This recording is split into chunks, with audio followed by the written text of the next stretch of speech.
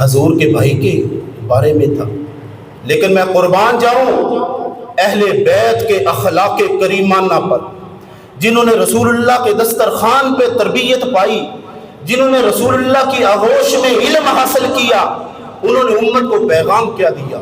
فرمایا چھوڑ دو ابن ملجم کو، اس کے لیے نرم بستر کا انتظام کرو، اس کے لیے گرم کھانے کا انتظام کرو، اس کے لیے ٹھنڈے پانی کا انتظام کرو۔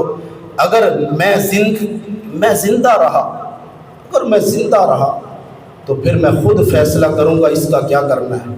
اگر میں دنیا سے چلا گیا تو دو باتیں ہیں، پہلی بات اللہ کی رضا کے لیے معاف کر دینا، اللہ کی رضا کے لیے معاف کر دینا، یہ علی کا فیصلہ ہے، اور اگر معافی نہ دینا تو ایک ہی وار میں اس کی گردن جسم سے علیحدہ کر دینا، اس کو تکلیف نہ دینا۔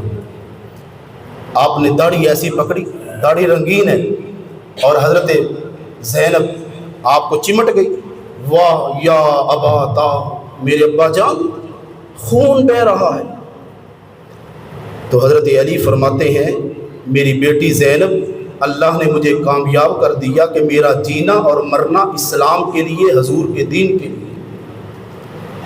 ابا جان آپ بچ گئے، آپ دل بڑا فرمائے۔ تو حضرت علی رضی اللہ تعالیٰ عنہ نے کیا خوبصورت جملہ ارشاد فرمایا۔